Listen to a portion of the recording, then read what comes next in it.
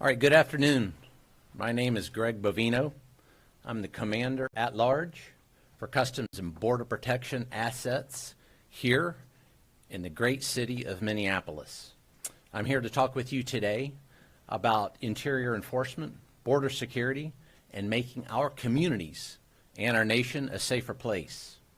I'm joined by my colleague, Executive Associate Director of Immigration and Customs Enforcement, Mr. Marcos Charles. Now, folks, let me be clear from the start that public safety in Minneapolis is not negotiable.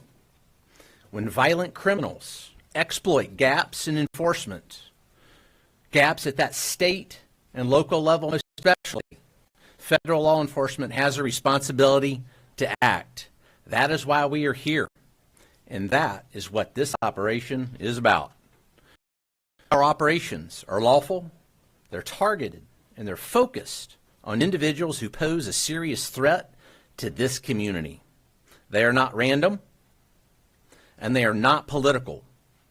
They are about removing criminals who are actively harming Minneapolis neighborhoods. For too long, residents have been told that enforcing our nation's immigration laws undermines public safety. In reality, the opposite is true. When the law is not enforced, violent offenders remain free. Criminal networks expand, and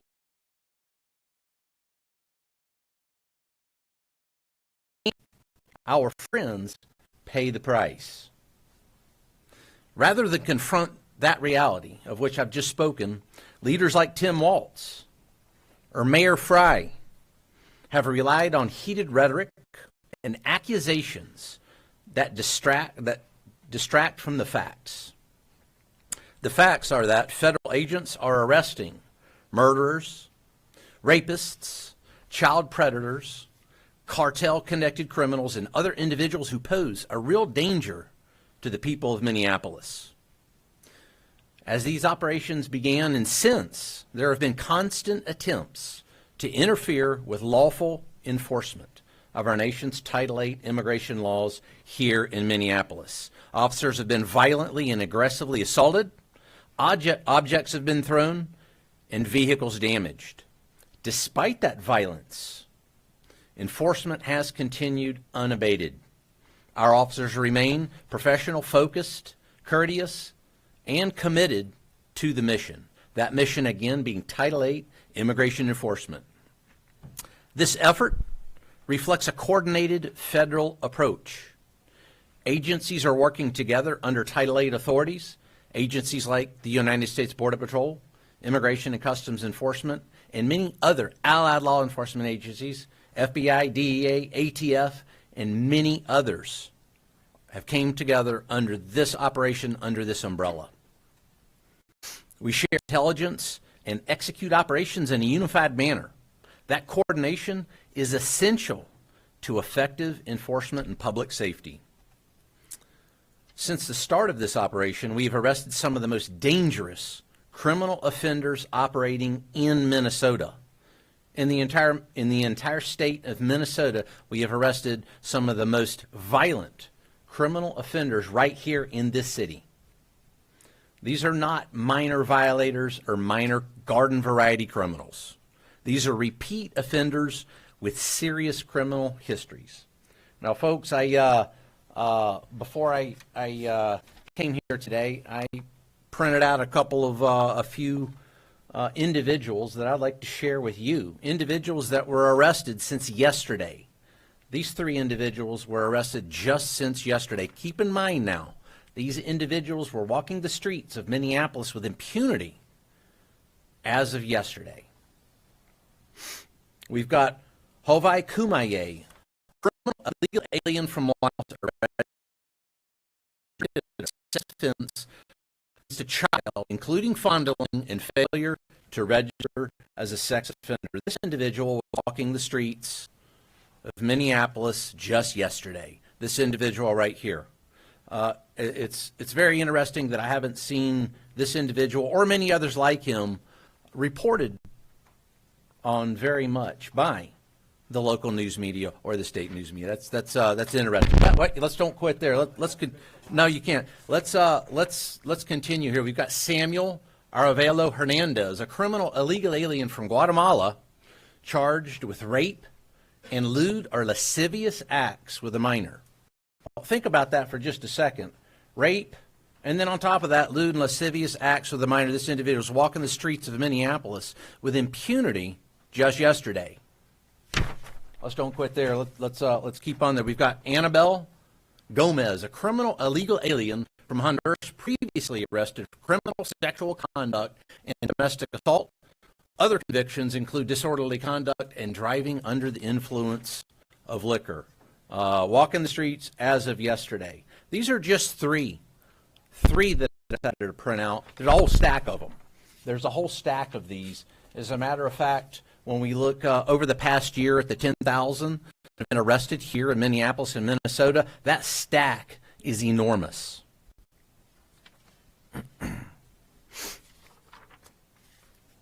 These are the kinds of individuals this operation focuses on. Individuals who violate situations and endanger others, their neighbors, friends, or colleagues, Mom and Pop America. This is exactly why interior enforcement exists, to remove dangerous criminals from our communities, remove dangerous illegal alien criminals from our communities. It's also important, folks, to address a point that's often overlooked. Interior enforcement does not exist, and it's not just about interior enforcement. It's a dichotomy here. It's interior enforcement and border enforcement. What happens in Minneapolis is directly connected at what happens at our borders. Interior enforcement and border enforcement, border security, are intricately connected. For years, federal law enforcement was placed in a defensive posture, especially over those past 4 years. Agents were overwhelmed, processing massive numbers of illegal aliens coming into the country, often with limited vetting, minimal accountability, and few consequences.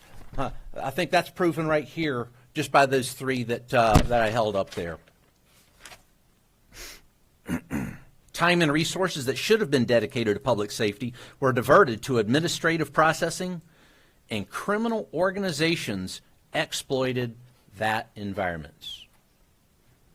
Over the past year, under the leadership of our President, Donald J. Trump, and Homeland Security Secretary Kristi Noem, that dynamic has changed. It's changed radically. It's changed more than I've ever seen in my over 3 decades in law enforcement. Border enforcement has reached historic levels. I actually called back to my home sector in El Centro today. They had 1 apprehension over the past 24 hours. 1 along that 75-mile stretch of border in El Centro alone. Last week, there were several days where they had 0 border crossers in that sector. That's the same thing across all 20 Border Patrol sectors. Very few crossings. Illegal crossings have dropped to record lows. Catch and release is ended. Consequences have been restored. Again, consequences restored. Because the border is now secure, law enforcement can do its job more effectively. Agents are no longer tied up processing and releasing individuals into the interior, individuals that we just talked about. They can focus on who is coming into this country, and just as importantly, identifying and removing those who should not be here. And that shift matters. It allows for meaningful vetting, targeted enforcement, and a renewed focus on public safety over paperwork. Public safety over paperwork. Border security provides operational control, pipelines to prevent criminal flow from reaching American cities. It also allows law enforcement to focus again on removing individuals who slip through during years of failed policies and later committed serious crimes. What happens on the border doesn't stay on the border. Border enforcement and interior enforcement are 2 parts of the same mission. A secure border without interior enforcement leaves communities vulnerable. And interior enforcement without border control is unsustainable. Again, it's that dichotomous relationship. When both are aligned, the results are clear. Over the course of this administration, more than 10,000 criminal illegal aliens, as I said, have been apprehended here in Minneapolis over the past year. And in just the last 6 weeks alone, during this most current surge, 3,000 arrests of some of the most dangerous offenders operating in Minneapolis have occurred. 3,000. These are not technical violations, as I mentioned. These are individuals responsible for serious harm. Think about it for just a second, what the rape of a child actually entails. It seems as if that's glossed over by the media oftentimes. What does that entail, and what's that like? Think about that. Murderers, rapists, gang members, they're not the people we want in our community. This is what public safety looks like when the law is enforced consistently and professionally. We will continue enforcing the law. We will continue making arrests, and we will continue working to keep Minneapolis safe. The mission continues at the border and in the interior, because that effective enforcement depends on both occurring at the same time. Let's make America safe again. Honor first. Thank you. Thank you. Thank you, Greg. Good afternoon. My name is Marcos Charles. As Greg introduced, I am the Executive Associate Director for ICE Enforcement Removal Operations. Thank you for joining us. We announced the current status of Operation Metro Surge. As you know, the Department of Homeland Security has arrested over 10,000 illegal aliens in Minnesota since President Trump took office. Over the weekend and through yesterday's holiday, ICE arrested 113 illegal aliens in Minnesota. Some of the criminal aliens that were arrested, whose photos you see beside me on the monitor, include an illegal alien gang member from Laos with convictions for homicide and robbery, an illegal alien from Laos who's been convicted for sodomizing a 12-year-old girl and sexual assault, an illegal alien from the Marshall Islands who has 24 criminal convictions, including assault, domestic abuse, and theft.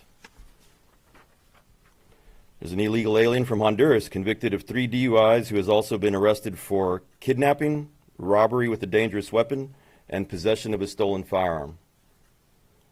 An illegal alien from South Africa convicted of violating a restraining order and arrested for domestic violence, assault, meth possession, and DUI.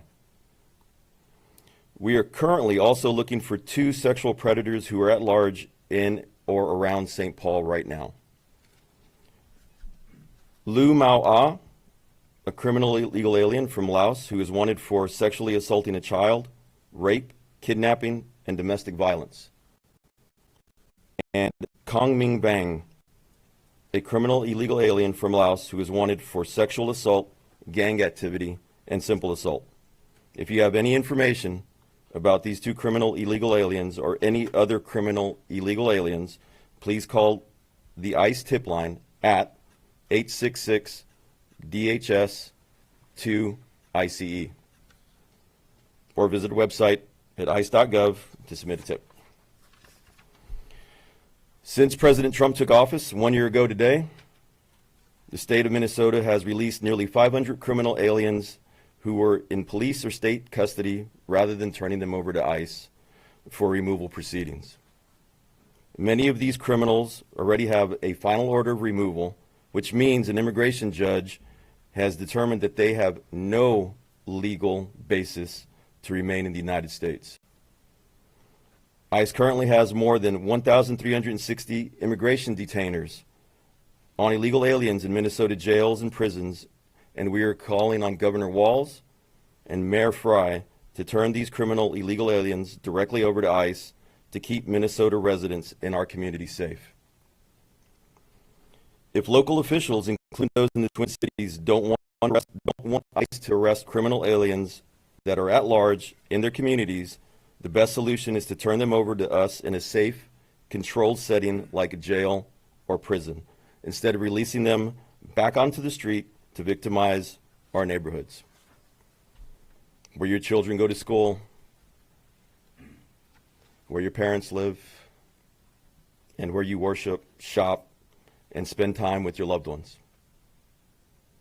The holiday weekend's arrests reflect ICE's commitment to public safety and responsible enforcement. When criminal illegal aliens threaten the Twin Cities or any other city in America, we act decisively to remove them from the community in a controlled and lawful manner. Our goal is simple. We're here to protect the American communities from people like the ones you see here on the monitor. Thank you. For Commander Bovino, some of us in this room, this is A.C. Thompson with PBS Frontline, have followed you from city to city and documented your activities. How is what you're dealing with here different than what we've seen in other places? Well, Mr. Thompson, thanks for the question. We've been in many cities, as you know. We've been in Los Angeles, Chicago, Charlotte, New Orleans, and now, obviously, Minneapolis. So what we've seen that's a bit different here is the organization of some of the groups. The groups are a bit better organized. They've got some excellent communications, and that coupled with a very poor response from the mayor and the governor, those two things coupled together make that a difficult operating environment at times. And the reason I say that as a chain from Operation Catahoula Crunch in Louisiana, in which state and locals, including the governor, the mayors, the police chief, worked in close concert for us to do what my colleague here, Marcos Charles, said, and that's remove violent offenders, bad people and bad things from the streets. And in doing that, I had one act of violence against Border Patrol, one notable act of violence against Border Patrol in a month. Here, I've lost count. I've already lost count of how many. I believe we had a vehicle ramming today. We had one yesterday in which two illegal aliens decided that it would be a good idea to ram Border Patrol agents and then take off. And in doing so, they hit a civilian vehicle as well. Those two were apprehended. So it's that collusion and corruption between elected officials and these anarchists that are intent on creating violence for law enforcement. You know, I see a lot of this that mirrors what happened in 2020 right here in this city when they decided to try to burn the city down. It's that same type of rhetoric, that same type of support by those elected officials. So that's very different than what I just witnessed in Louisiana, the place that I just came from. Question for you. I'm with Borderhawk. It's hard to get coffee in the Twin Cities without seeing signs of ICE can't enter, but everyone else can, or restaurants or supermarkets. Based on the you shared today, what is your message to these businesses, these organizations that are obviously trying to push out ICE and your operation? Sure. And this goes to anyone, not just those businesses and organizations. Don't fall victim. Don't fall victim to that heated rhetoric and those lies that are often spouted by, say, a Mayor Fry. Mayor Fry actually told his police force to fight federal agents in the city. And you should have even seen the look on O'Brien's face, Chief O'Brien. His eyebrows actually raised at that one. So don't fall victim to that. Our Border Patrol agents, our ICE officers, our parents, they're citizens. They enjoy the rule of law just like everyone else. So to deny them a cup of coffee or lawful commerce seems to be absolutely opposite of what we would expect in a lawful, orderly society. Did we like what happened with the church there a couple of days ago when individuals came in and disrupted almost violently a church service? Absolutely not. Same thing. We should treat each other with respect, dignity, and that is why we are here in this city as we take those violent criminals off the streets. That's respect and dignity. This is for you as well, Commander Bovino. At a press conference today, we heard from several local police chiefs who said that they support ICE, but that certain ICE tactics are making their jobs keep one community safe that much harder. What's your response? I would say that those tactics are born of necessity. What we do is legal, ethical, and moral. Everything we do every day is legal, grounded in law. So I would impugn upon this police chiefs and anyone else elected representing police chiefs do work for the Mayor Fries of the world that turn over those illegal aliens, those criminal illegal aliens. You know, let me hold these up again, so it's just so we don't forget this, because it seems like it always gets forgotten. Rape, lewd and lascivious acts against a child. So Mayor Fry is having police chiefs worry about tactics while we're after these type of people. I think that they're asking the wrong questions and their priorities are misplaced. Let's work. Wait, I'm not done yet. Let's work together. And we've said this from the very beginning. We want to work together with local police chiefs and rank and file. And believe it or not, folks, we work very well together with the rank and file we have in every single city we've been to, whether that's Los Angeles, Chicago. A lot of rank and file gave us a lot of good information on a lot of good criminals, a lot of bad criminals there in Chicago. And then we proved it again. Let's work together to take individuals like this off the street. Had we worked together from the very beginning, perhaps we wouldn't be in the city by the thousands conducting operations that those police chiefs, those mayors, and those elected representatives refuse to partake in. If I could just follow up though real quick, if from a lot of people, I think you'd be hard pressed to find anyone who doesn't want criminals who are alleged to do these things out of these communities. I mean, no one wants that. I think where a lot of the criticism comes in is within the tactics that you see ICE and others engaging in, that it's ordinary citizens who are not sex offenders or rapists getting swept up in it. So what do you say to that? Sure. Where you're talking about these ordinary citizens, mom, pa, America, that get swept up in what I see. I'm out on the streets just as Marcos Charles here is. We're on the streets with our troops almost every day.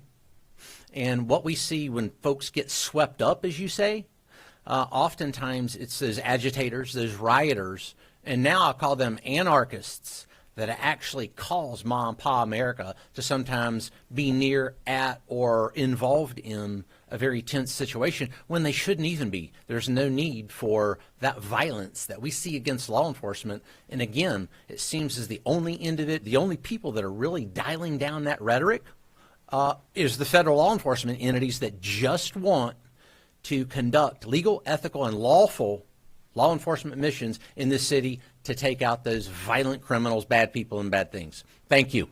News Nation. Kelly Bradley, News Nation. I have two questions. First one for Marcos Charles. What is the current status? I'm sorry, can you repeat it? What is the current status of the officer that was involved in the deadly shooting? Is he on administrative leave? And then the second question is, the local police today were accusing both ICE and Border Patrol of having a small group of people within the ranks that are causing these issues. What's your response to that? Either way, you can answer that one. They're saying that it's isolated to a small group of agents that are causing issues. So the officer that was involved in the shooting last week, or 2 weeks ago now, he's recovering. He's at home, recovering. Is he on administrative leave or is he still involved in the operation? Right now he's at home recovering. Leave it at that. And as far as the response to local police saying that it's isolated to a small group of your agents or officers that are causing issues? So our officers that are out there, CBP, Border Patrol, DOJ partners that are out there, ICE, ERO, HSI, everybody that's out there is a professional. They're out there doing their job. They're everyday people doing a very hard job trying to enforce the immigration laws in an environment where local and state politicians have been spreading rhetoric that dehumanizes these officers and agents. We got time for one more. Commander Bovino, according to the Daily Caller, earlier today, Brooklyn Park police chief said that his department is receiving endless of calls from American citizens saying that their civil rights are being violated by federal agents. And the police chief also went on to say that some of his off-duty officers are also being asked for their immigration status, and one officer was boxing. That's according to the police chief. I just wanted if you had a response for the Brooklyn Park police chief. Sure. Again, our Border Patrol agents, ICE officers, and those allied federal law enforcement agencies are out there conducting Title VIII immigration, the Title VIII immigration mission. And I'll tell you, when you have a mayor and a police chief, O'Hara, that say call 911 when ICE or Border Patrol's in the neighborhood, and then they wonder why the 911 system is overwhelmed with superfluous calls superfluous calls for assistance when that is not true. So we're going to continue to be out in the community, and we're going to continue to conduct that mission, that legal, lawful Title VIII mission. And, again, I've been out with my Border Patrol agents. Marcos is out constantly with his troops. And what I see out there is a very professional, prudent, and thoughtful law enforcement action. And if somebody needs to use the 911 system, then do it. But let's don't encourage anarchists to utilize a 911 system that hurts other Americans that may need to use that system. A law enforcement professional should know that. Thank you, press. Thank you, press. Thank you. Sir, you talk about, why don't you answer that question, sir? Sir, why don't you answer that question? You're not just gonna get to call on whoever